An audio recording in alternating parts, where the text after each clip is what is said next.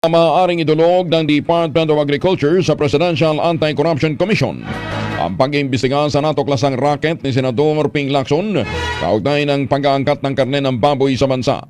Ito'y kapag napatunayan na may batayan ng expose ni Lacson at sangkot sa katiwalian ng mga opisyal ng ahensya.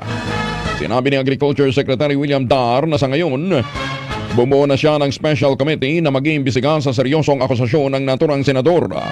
Batay kasi sa natuklasan ni Lacson, isang sindikato sa DA ang sangkot sa tinatawag na tongpats. Mula sa rekomendasyong ibaba ang taripa ng pork imports at taasan ng volume sa pag-aangkat ng naturang produkto. Ipinahayag pa ni Dar na kanyang pinatatapos ang investigasyon sa special committee hanggang sa katapusan ng Marso. Ayon sa kalihim sa oras na matukoy ang probable cause laban sa mga opisyal na sangkot sa mga tinutukoy na katiwalian ni Lacson, maaaring ikonsidera ng DA na idulog din sa Presidential Anti-Corruption Commission ang naturang usapin. Kasong paglamag naman sa Republic Act 10168 o Terrorism Financing Prevention and Suppression Act of 2012, disloyalty to the Republic of the Philippines and the Filipino people. Paglamag din sa Republic Act 10592 o Anti-Terrorism Law.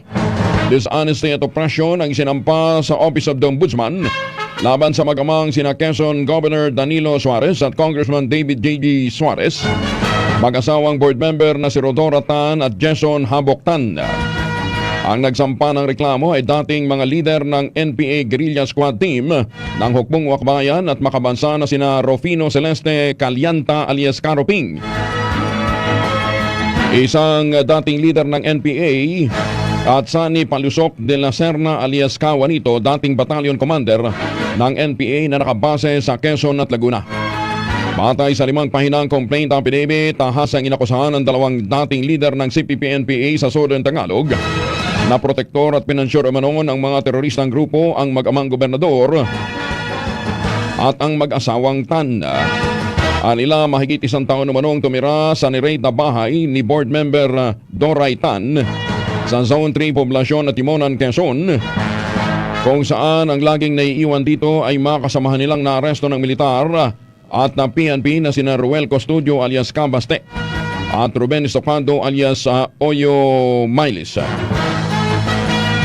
Sa testimonya pa ng dalawa mula March 22 hanggang 2019, doon sila nagtatagpo bilang mga kasapi ng NPA para kuhanin din ang regular na allowance, pagkain at pera, gayon din ang mga armas na umano'y binibigay ng mga politiko at mag-asawang Tan, hanggang sa ito'y salakay ng mga sundalo at mga pulis noong December 26, 2020, kung saan nakuha nga ang mga armas. Sa affidavit din ni Caroping at Cawanito, nandoon sila sa bahay na ni-raid, pati si board member Doray Tan at ang asawa nito. Pero hindi sila inaresto dahil sa tawag ng gobernador sa team leader ng militar at ng PNP. Sa sinumpaang salaysay ng dalawa na inihain sa Office of the Ombudsman noong March 12, ginagamit din umano sila sa operasyon ng illegal drugs ng isang kilalang tauhan ni Governor Suarez na umano'y distributor ng droga sa Quezon, na ngayon nakaupo bilang Municipal Councilor ng Bayan ng Lopez na si Konsehal Arky Manuel Yulde. Sinikap ng DZRH na makuha ang panig ni Governor Suarez pero hindi pa ito nagpapadala ng kasagutan. Inalarawan ng isang think tank ang kabuhayan ng Pilipinas bilang worst performing economy sa Association of Southeast Asian Nations.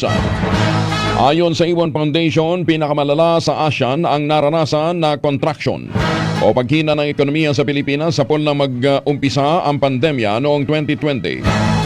Tinukoy ng grupo ang 9.5% na gross domestic product ng bansa noong nakalipas na taon. Tahasan pang sinabi ng Ibon Foundation na bukod sa ASEAN, napipunto din na maging pinakamiserable ang ekonomiya ng Pilipinas sa Southeast Asia at sa East Asia. Batay sa pagtaya, kumpara noong 2019, umabot sa 1.54 trillion pesos ang nawala sa kabuhayan ng bansa noong nakalipas na taon. Ginawang basihan din ng Ibon Foundation ang datos mula sa Philippine Statistics Authority Labor Force Survey tungkol sa unemployment rate na umabot naman sa 5.8 million noong 2020. Binigyan din ng independent think tank na dahil sa naturang sitwasyon, pinangangambahang sumipa pa ang antas ng kahiraman at kagutuman sa bansa ngayong taon. Tatlong araw na rin bagsak ang piso laban sa dolyar. Ito'y dahil sa epekto naman ng patuloy na paglobo ng COVID cases sa bansa. Nagsara ang palitan sa 48.72 per dollar mula sa dating 48.63 noong Martes. Ipinaliwanag naman ni Michael Ricaport, ang Chief Economist ng Rizal Commercial Banking Corporation, na dahil sa muling sumipa ang kaso ng COVID, nabuhay din ang pagkabahala ng mga negosyante. Sinabi ng financial analyst na ang panibagong pagtamplay ng piso ay nataon pa sa pagpapatupad ng panibagong travel restriction sa bansa. Kabrigada, ilang senador hindi 100% sure na kaya ho ng China-backed Dito Telco na siguruhin na hindi magkakaroon ng data leakage. Si Brigada Maricar Sargan sa report. Brigada Maricar, ibrigada mo! Aminado ang ilang senador na hindi sila sigurado kung 100% na magagarantiya ng China-backed Dito Telecom na walang data leakages na mangyayari sa gitna ng mga pangamba sa national security. Gayunpaman, sinabi ni Senator Grace Poe na pwedeng mamotivate ang Dito na tuparin ang mga ipinangako nito sa pamamagitan ng striktong franchise laws ng bansa kung gusto talaga nito na protektahan ang mga investment ng kumpanya. Ipinunto rin ni Poe sa kanyang mga kasamahan na may kapangyarihan ng gobyerno na ipasara ang kumpanya sakaling makompromiso ang seguridad at kaligtasan ng bansa o kung magkakaroon man ito ng paglabag sa franchise agreement. Bilang chairperson ng Senate Public Services Committee, nakaatas sa senadora na sponsoran sa plenaryo ang franchise bill ng Dito na una nang naaprobahan ng House of Representatives. Mababatid na humihiling ang Dito na napiling ikatlong major telco player sa bansa ng panibagong 25-year franchise mula sa Kongreso. Sa kasalukuyan, ginagamit ng kumpanya ang congressional franchise na naipagkaloob noong 1998 sa Mindanao Islamic Telephone Corporation. Inikayat naman ng lokal na pamahalaan ng Maynila ang mga medical frontliner na magpabakuna na kontra sa COVID-19. Iginiit ni Manila Mayor Isko Moreno na limitado lamang ang supply ng bakuna na dumarating sa bansa. Kaya naman binigyan din ni Yorme Isko na hindi dapat mag-aksaya ng panahon ang mga health worker magpabakuna na agad hanggat maaari. Ang pahayag na alkalde kasunod naman ang pagdating ng bagong batch ng COVID-19 vaccine sa lungsod. Pinangunahan ni na Mayor Isko at Vice Mayor Hani Lacuna Pangan ang pagtanggap ng Manila LGU sa 1,870 vials ng Sinovac vaccine at 1,000 vials ng bakuna ng AstraZeneca gagamitin muna sa mga frontliners. Idineklara ng Philippine National Police na naging mapayapa sa pangkalahatan ang idinaos na plebisito sa Palawan. Ang deklarasyon ay mula kay PNP OIC Lieutenant General Guillermo Elazar. Ayon kay Elazar, walang untoward incident o mga aberya na nangyari sa plebisito sa Palawan. Sinabi pa ng opisyal na ang tanging naging problema ay ang naantalang paghahatid ng mga balotan sa mga polling precincts dahil sa isyu ng transportasyon at kalagayan ng panahon. Aabot naman sa 920 na mga pulis ang itinalaga para sa nabanggit na aktibidad. Batay sa resulta ng plebisito, nireject ng mga botante ang mungkahing hatiin ang Palawan sa 3 probinsya. Lumampas na po sa 121 million ang bilang ng mga naitalang kaso ng COVID-19 sa buong mundo. Base po sa datos ng Johns Hopkins University.